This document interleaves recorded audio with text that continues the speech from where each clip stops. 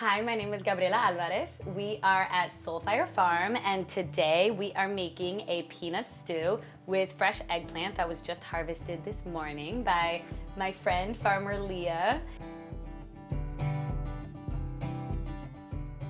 We will start by making the peanut butter with some peanuts and peanut oil. So I might usually make this in a food processor. It can also be made in a blender, so we'll be making it in the blender today. Peanuts go in, and then we go in with our oil. I'm using a peanut oil to maintain that flavor, and it's a good quality oil with healthy fats. Here we go.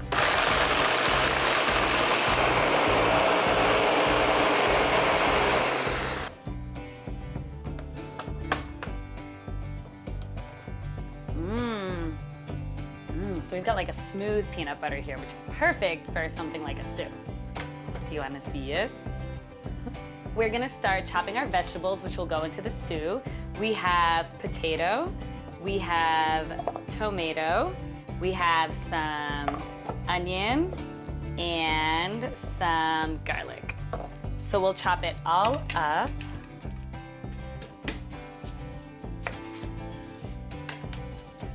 So we're just gonna be cutting it into a small dice.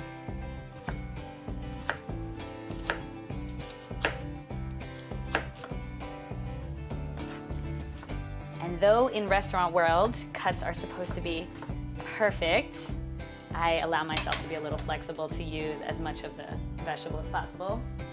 Here we go. Now we will go in with our garlic. You can see that I just kind of chop off the end here and sort of pull a first layer of skin off so that I can easily get in with my fingernails.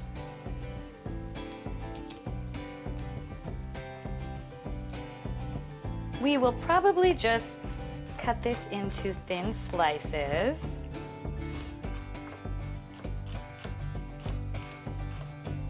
And then maybe I'll mince it up just so it's nice and small. Again, I'm not really looking for perfection. I don't believe that our ancestors were looking for perfection when they were inventing and creating so many of the recipes that we use today. They were really trying to feed as many people as possible. The next thing we're gonna do is chop up our ginger, and a really nice way to peel ginger is just using a spoon.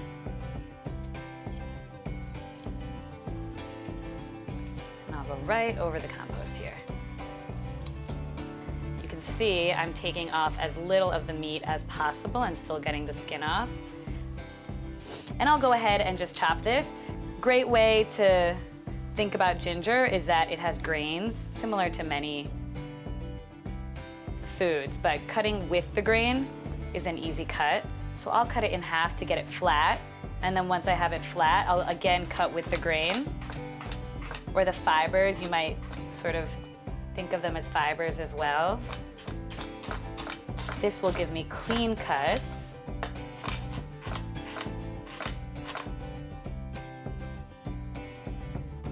Go ahead and put this ginger in here. So what we're doing here is mise en placing, really just chopping everything that we have in the recipe so that once we're ready to cook, we're just rolling with the cooking as opposed to having to go back and forth with chopping. So here are potatoes, and then we have tomatoes. Those will be the two things that we chop next.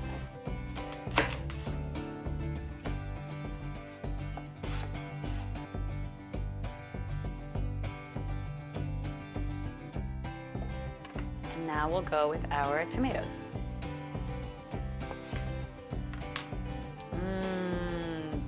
There's nothing like a farm fresh tomato.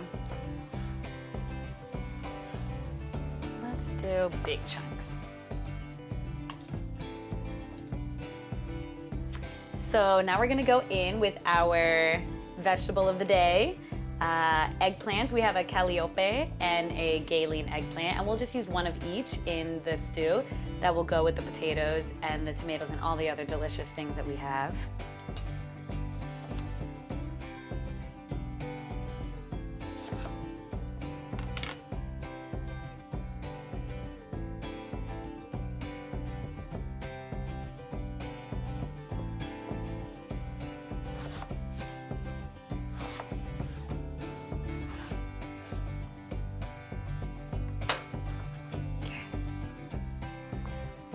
We'll just prepare our spices. So I have a little bit of cumin and coriander and turmeric already ground up and ready to go. And then I happen to have whole peppercorn and whole clove. So I'm just gonna grind those up quickly so that I can have everything in a powder form.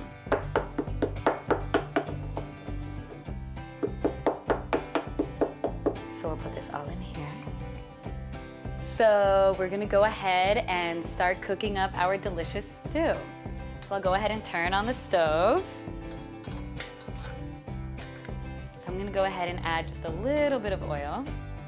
You know the oil is ready once it starts shimmering. We're gonna go ahead and start with our onions.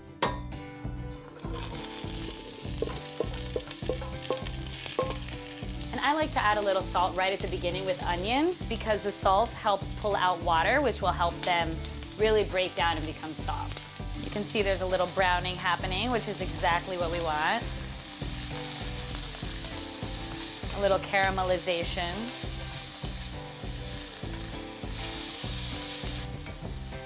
And this is the part of the cooking process that I actually really don't like to rush. Rather than putting everything in, this is where we're really developing the flavors of the dish. So allow each ingredient to really have its moment and allow those flavors to really sink in.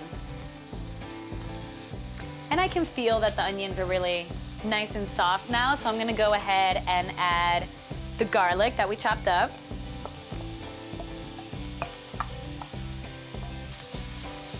And now we'll go ahead with some ginger. A nice amount of ginger.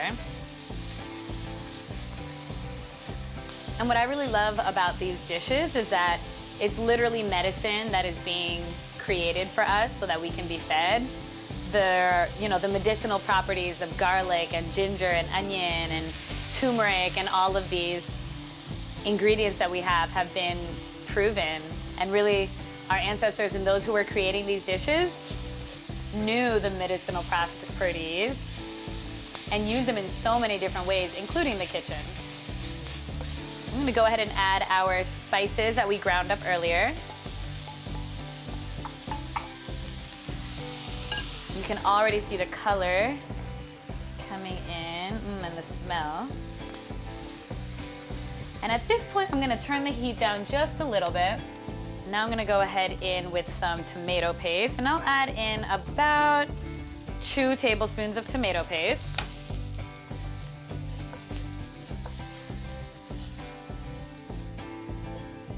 So now I'm gonna go ahead and add a little bit of water. You can also use a vegetable broth, a meat broth, bone broth, and I'll bring the heat back up now that the water's in there and let these flavors really marinate. Now we're gonna add our peanut butter that we made earlier. We're gonna add a hot pepper. This is called a buena mulata. So we'll add that right in, and then we'll add our vegetables.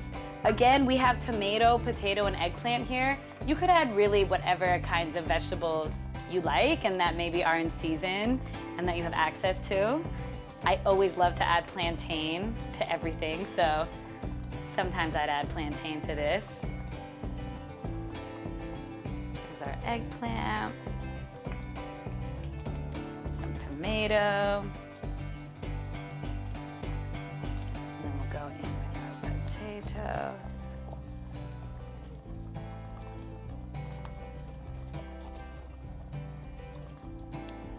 And what we'll do is we'll just let it really cook down, let the vegetables soften, And at this point, I'll add another pinch of salt to taste, and then we'll just let it do its thing.